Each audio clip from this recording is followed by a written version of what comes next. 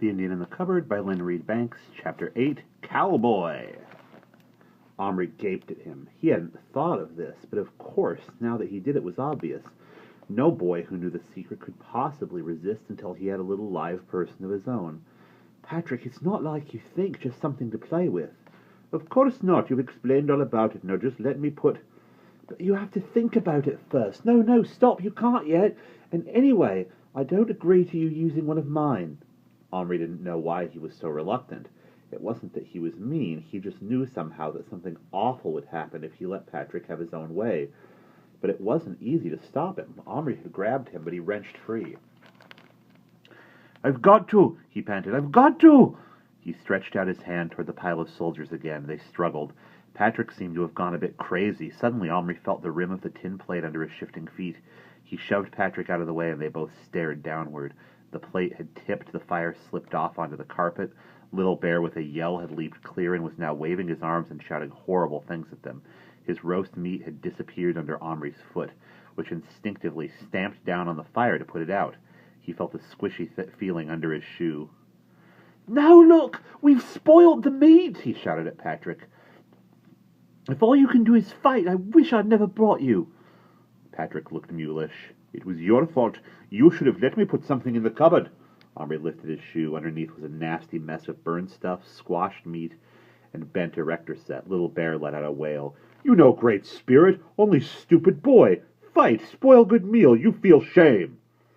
"Maybe we can rescue it." He crouched down and disentangled the meat from the mess, burning his fingers. He tried to brush it clean, but it was no use. It was all mixed up with the smelly stuff of the firelighter and stuck with bits of carpet hairs. "I'm terribly sorry, Little Bear," he mumbled. "No good sorry. Little Bear hungry, work all day, cook meat. Now what eat? I'd chop you down like tree." And to Omri's horror, he saw Little Bear run to where the battle axe was lying, pick it up, and advance toward his leg, swinging it in great circles as he came. Patrick fairly danced with excitement.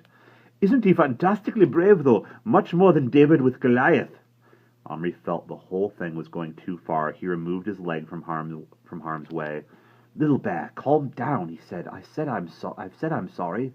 Little Bear looked at him, blazing-eyed. Then he rushed over to the chair Omri used at his table and began chopping wedges out of the leg of it. Stop, or I'll put you back in the cupboard." Little Bear stopped abruptly and dropped the axe. He stood with his back to them, his shoulders heaving. "I'll get you something to eat right now, something delicious. Go and paint. It'll make you feel better. It won't be long." To Patrick he said, "Hang on, I can smell supper cooking. I'll go and get a bit of whatever that we're having." And he rushed downstairs without stopping to think. His mother was dishing up a nice hot stew. "Can I have a tiny bit of that, Mum? Just a little bit, in a spoon. It's for a game we're playing." His mother obligingly gave him a big spoonful. "Don't let it drip," she said. "Does Patrick want to stay for supper?" "I don't know. I'll ask," said Omri. "Were you two fighting up there? I heard thumps." No, not really. It was just that he wanted to do something that I..." Omri stopped dead, as if frozen to the ground. He might have been frozen. His face went cold.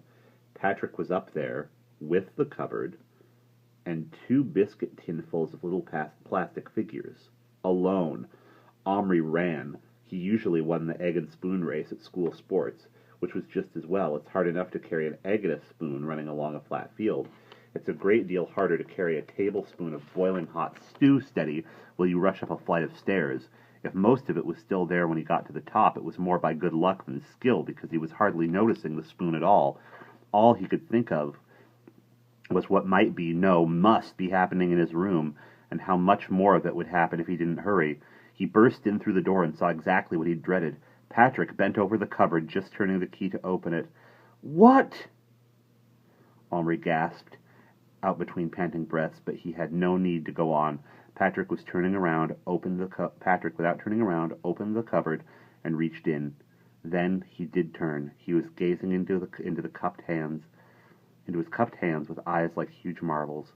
He slowly extended his hands toward Omri and whispered, "Look." Omri stepped forward and just had time to feel intensely glad that at least Patrick had not put a whole handful of figures in, but had only changed one, but which. He leaned over, then drew back with a gasp. It was the cowboy and his horse. The horse was in an absolute panic.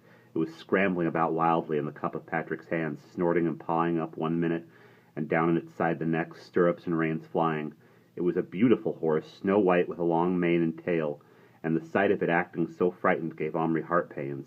As for the cowboy, he was too busy dodging the horse's flying feet and jumping out of the way when it fell to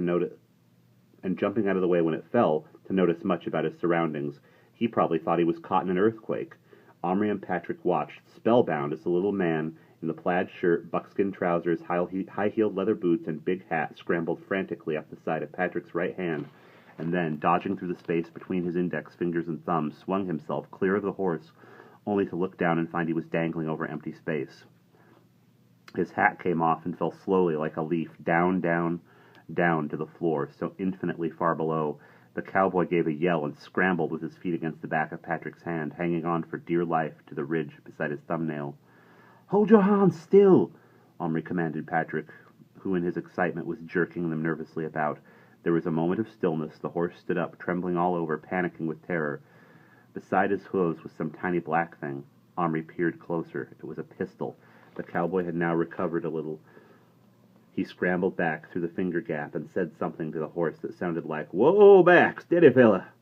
Then he slid down and grabbed the reins, holding them just below the horse's nose. He patted its face. That seemed to calm it. Then, looking around swiftly, but apparently noticing the enormous faces hanging over him, he reached cautiously down and picked the pistol up from between the horse's hooves. "Whoa there, stand!" He watched like a person hypnotized. He wanted to cry out to Omri watched like a person hypnotized. He wanted to cry out to Patrick that it was a real gun, but somehow he couldn't. He could only think that the sound of his voice would throw the horse into more of a panic and that horse or man would get hurt. Instead, he watched while the cowboy pointed the gun in various directions warily. Then he lowered it. Still holding the reins, he moved until he could press his hand against Patrick's skin. Then he let his eyes move upward toward the curved fingers, just level with the top of his head. "What the doggone heck?" he said. "It sure looks like a great big... Oh, what am I talking about? It can't be hell. It just ain't possible." But the more he looked, the more certain he must have become that he was indeed in a pair of cupped hands.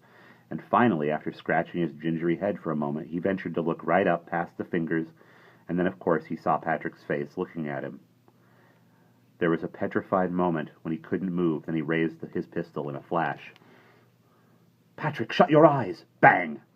It was only a little bang, but it was a real bang, and a puff of real gun-smelling smoke appeared. Patrick shouted with pain and surprise, and would have dropped the pair if Omri hadn't thrust his hand underneath to catch them. Patrick's own hand clapped himself on the cheek. "Oh! Oh, he shot me!" Patrick screamed. Omri was not much bothered about Patrick at that moment. He was furious with him and very anxious about the little man and his horse. Quickly he put them down on the bed, saying like the cowboy himself, "Steady! Whoa, I won't hurt you, it's okay." "Oh!" Patrick kept yelling. "It hurts! Ow!" "Serves you right. I warned you," said Omri. Then he felt sorry and said, "Let's have a look." Gingerly, Patrick took his hand down. A drop of blood had been smeared on his cheek, and by peering very close, Omri could see something very like a bee's stinger embedded in his skin. "Hang on, I see it. I'll squeeze it out." "Oh!" A quick squeeze between his thumbnails, and the almost invisible speck of black metal, which had only just penetrated the skin, popped out. He shot me!" Patrick got out again in a shocked voice. "I told you. My Indian stuck a knife in me," said Omri, not to be outdone. "I think we ought to put him back. Your cowboy, I mean, of course, not my Indian."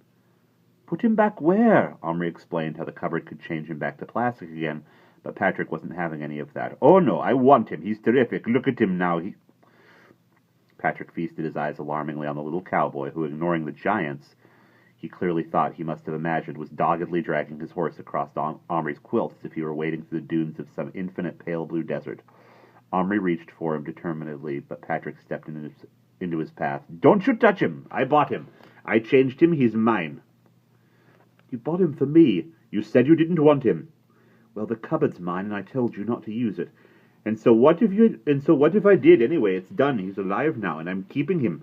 I'll bash you right in if you try to take him. Wouldn't you bash me if I took your Indian? Omri was silent. That reminded him. Where was Little Bear? He looked around. He soon spotted him at the other side of the room, busy with his paints. Some beautiful, minute designs showing turtles, herons, and beavers, mainly in red and yellow, had appeared on the side of the teepee Omri had made, and as Omri crouched beside him to admire them, Little Bear, without looking up, said, "You bring food? I very soon die if I not eat." Omri looked around. What had he done with the spoonful of stew? But soon he saw he had put it on the table without thinking. There it sat, tilting slightly and spilling a few drops of gravy, but still steaming. He hurried to get Little Bear, or rather Action Man's, mess tin. The paper plate had got all soggy, and carefully filled it with the hot, savory stuff.